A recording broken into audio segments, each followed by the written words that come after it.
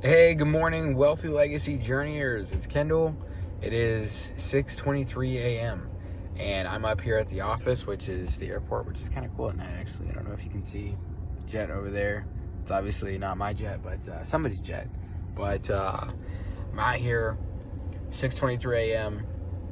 I woke up this morning at 4:30 a.m., which for some of my kind of the white collar followers who follow more bankers hours, your 9 to 5s, 4:30 a.m. is a pretty early wake up call. But for anybody who is in the position of where I was when I first started 5 years ago in the blue collar space, 4:30 probably isn't that early.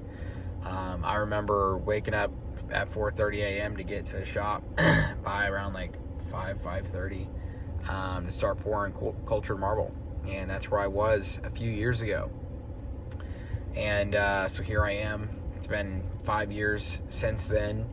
But I wanted to clarify, like, why am I up this early this morning? And I even have to ask this for myself, like, why am I up this early this morning? And it's actually because today is tax sale day. And so I'm going back out with Nathan Mills to another tax sale. This is going to be my second tax sale. I'm not going to make a single penny off this tax sale. This is my time for free. My work, my efforts for free. I still have to keep up with everything I'm doing in my job. I've got to come up to the office extra to make up for what I'm doing today. But this is a great opportunity to learn, and you can't always measure value in money.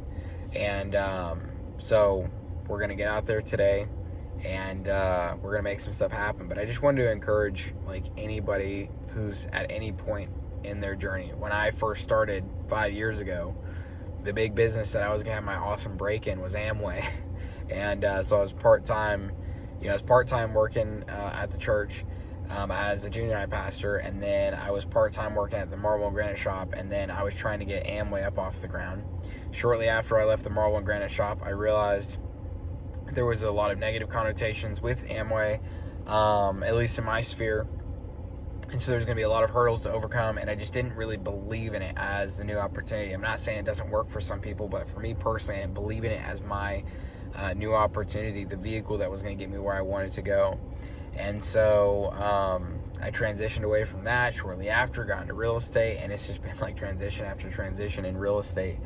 I probably could have had a lot more success a lot earlier on if I had found the path that I'm walking right now. But also a big part of it was mindset, and that's actually what I'm going to be talking about in this week's episode, is talking about how, for me, I put strategy before mindset. And so for me, like, every time I finally got money, even though I had the strategy, my mindset wasn't right, and so everything would just spin out of control, and I would end up losing what I had built. For other people, they focus so much on mindset, they never get to strategy, and they're always reading like mindset books, and they never actually take that step into the unknown. And so, you have to have both sides of that coin. You have to have mindset and you have to have strategy. And so, the reason that I got up at 4:30 a.m. this morning was mindset, right? I've been reading, EntreLeadership. I've been reading Rich Dad, Poor Dad, Good to Great. I'm now reading Think and Grow Rich by Napoleon Hill. And one common denominator in all of them is the idea of focus and discipline, right? And so, like, in EntreLeadership, Dave Ramsey says focused intensity over time multiplied by the power of God, and that's what gets you results.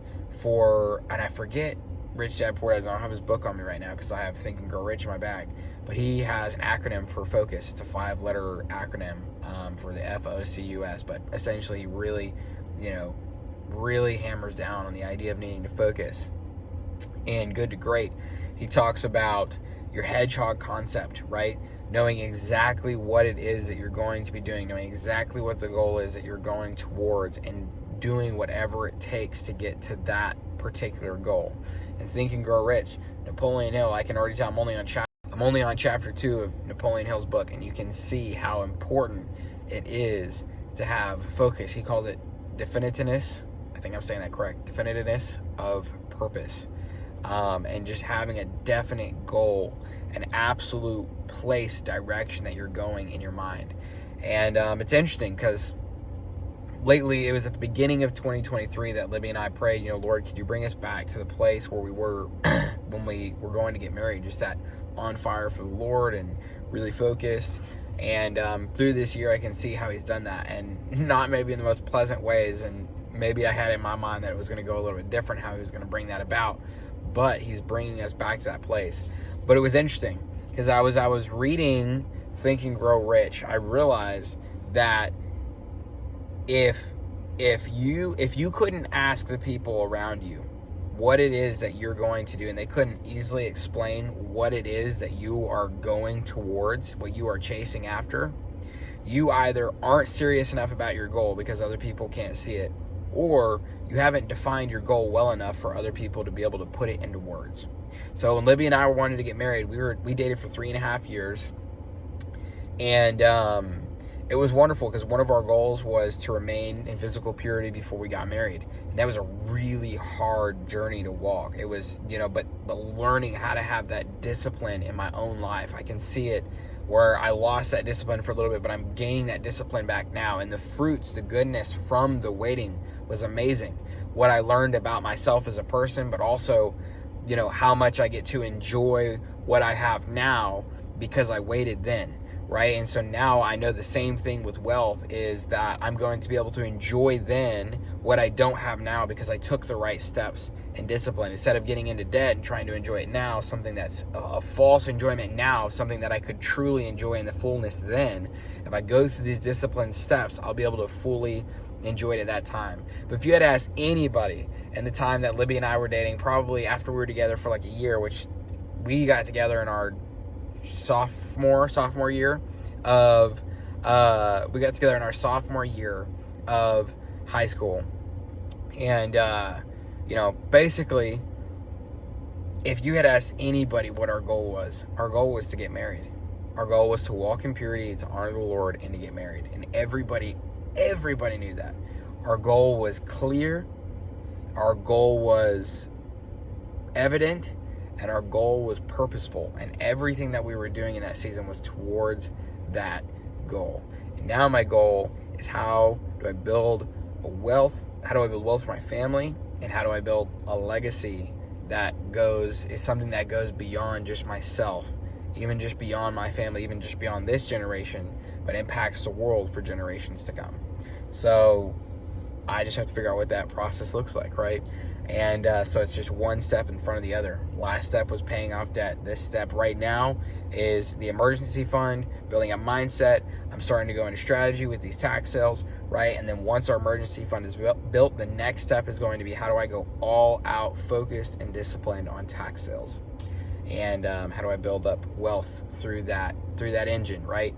And Good to Great, he talks about where the three circles come together. What can I be passionate about? What can I be the absolute best in the world at? And what drives my economic engine?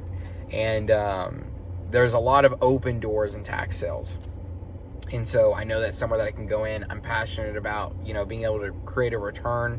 But what I'm really excited about is it being a vehicle where I can really practice to find first who, then what, that I learned in Good to Great.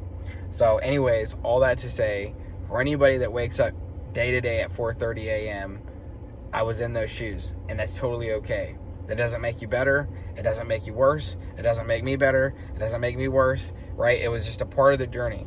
There's nothing more honorable at the dollar that you earn breaking your back than there is the dollar that you earned exercising and flexing your mind.